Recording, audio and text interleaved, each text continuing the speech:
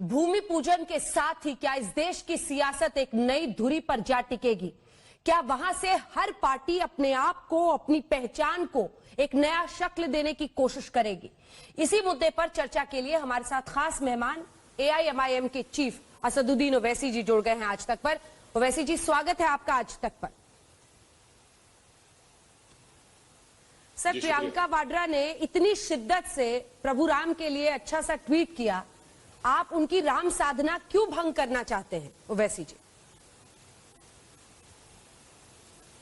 नहीं, मैं कहां भंग कर रहा हूं। मैं तो उनसे ये कहा हूं कि आपने बहुत अच्छा किया, बल्कि आपने हमेशा से हिंदुत्व की आइडियोलॉजी को खामोशी से उसकी तायीद की। अब आपका ये जो इश्क था, ये पुराना इश्क है। हम तो कह रहे हैं कि इस इश्क का खुलेआम इकरार कर लीजिए कि जब प्यार किया तो डरना किया। खुलकर कह दीजिए कि हाँ, कांग्रेस पार्टी अब हिंदुत्व की आइडियोलॉजी को मानती है, शुरू से मानती आई थी, अब हम खुल के मान रहे हैं। तो इसमें ये चिलमन के पीछे से छुपकर इश्क करने की क्या जरूरत है? आप खुलकर कह दीजिए। बल्कि आज का उनका ये ट्वीट और बयान तमाम भारत के उन तमाम लोगों के आंखों से पर्दा उठाता है जो असदुद्दीन ओवैसी पर और मेरी पार्टी पर इल्जाम लगाते थे, बी टीम। अरे भैया, ये शुरू से यही लोग टीम है, यही टीम हिंदुत्व आ रही है और इन्हीं की वजह से इस देश में पूरे मसाइल पैदा हुए। बल्कि मैं फिर से आपके प्रोग्राम के जरिए कांग्रेस के उस मोहतरमा से अपील करूंगा कि मोहतरमा, आप खुलकर कह दीजिए ना, क्यों छुप कर कह रहे हैं कि हम हिंदुत्व को मानते आए हैं और मानते रहेंगे, यही आपकी आइडियोलॉजी रही।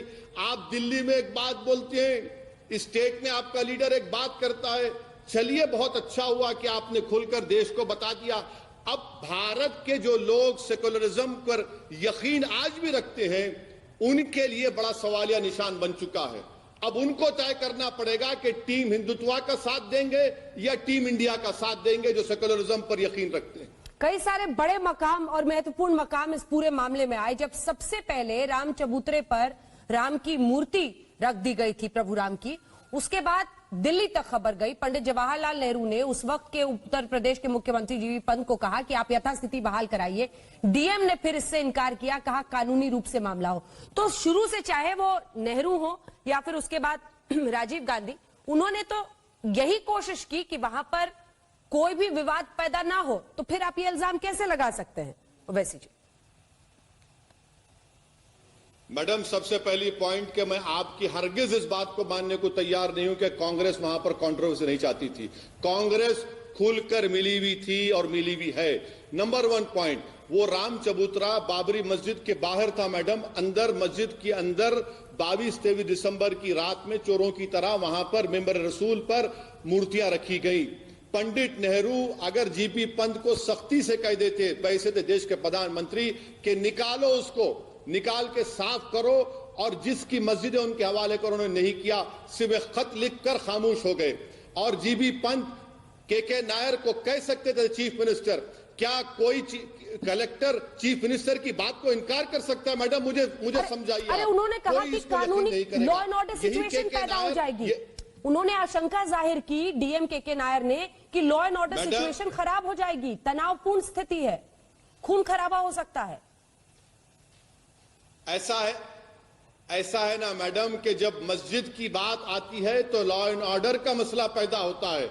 यही भारत की अब तक जो तारीख रही है कि लॉ एंड ऑर्डर का मसला सिर्फ मुसलमान और मस्जिद से पैदा होता है। मगर आप ये बात भूल रही हैं। आपके सवाल का जवाब दे रहा हूं कि के नायर ने जनसंघ का टिकट लेकर एमपी बन गए।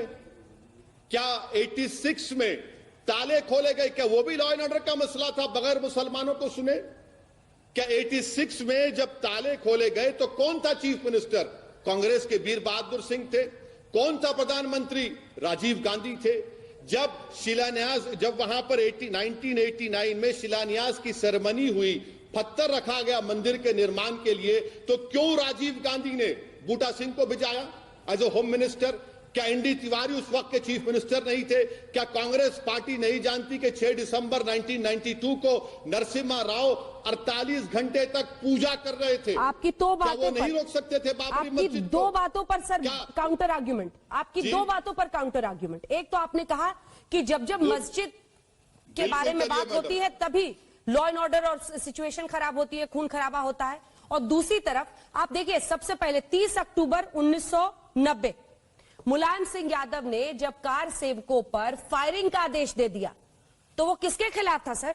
और फिर आपके नियम से तो मुलायम सिंह यादव सबसे बड़े नेता बन गए, माइनॉरिटीज के सबसे बड़े हितैषी बन गए, जो उन्होंने फायरिंग का ऑर्डर दे दिया कार सेवकों पर।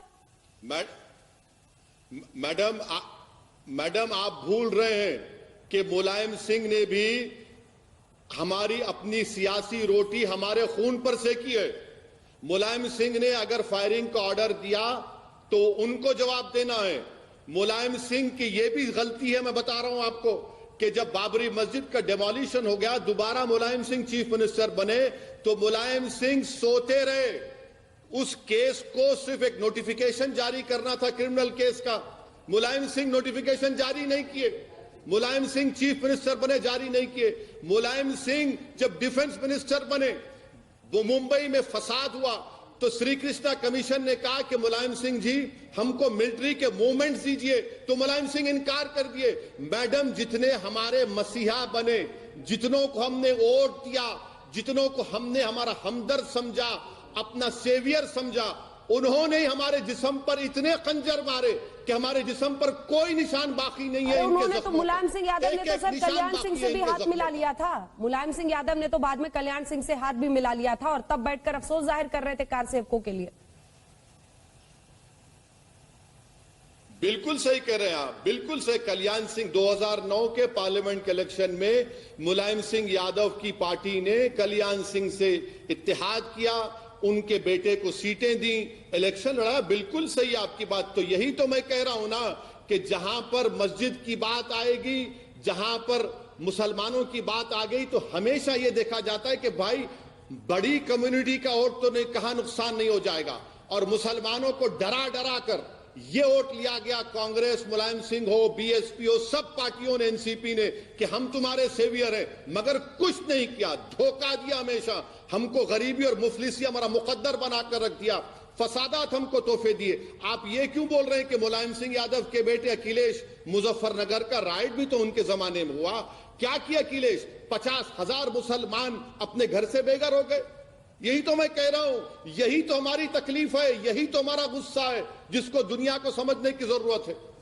तो अब आप अनडिस्प्यूटेड लीडर बन रहे हैं माइनॉरिटीज के इस देश में, क्योंकि अब तो सभी लोग खुलकर, उधर देखिए आप कमलनाथ हनुमान चालीसा पढ़ रहे हैं, लगातार पूजा पाठ कर रहे हैं, प्रियंका वाड्रा ट्वीट करके प्रभु राम को याद कर रही हैं।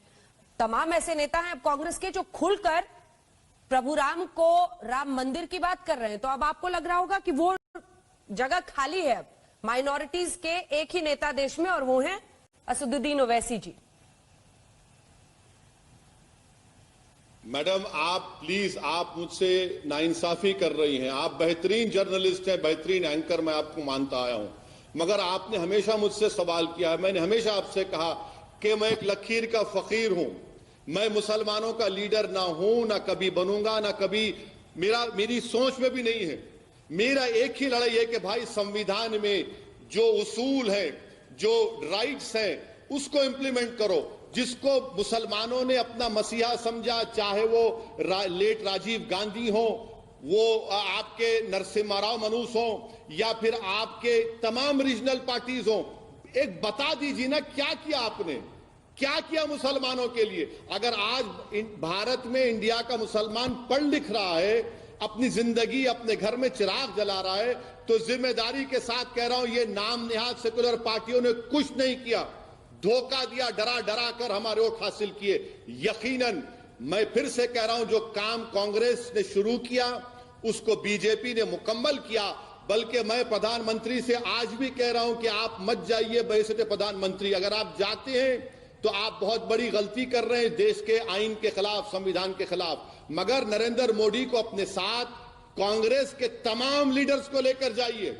जिस तरह राहुल गांधी ने आकर आपसे गले मिले थे पार्लियामेंट में, प्लीज आप राम और श्याम की जोड़ी बनकर जाइए ना, जाइए, सारी दुनिया को दिखा दीजिए। हम भी बेचैन और बेताब हैं कि आपकी राम और श्याम की जोड़ी को देखेंगे, पूरा देश देखेगा।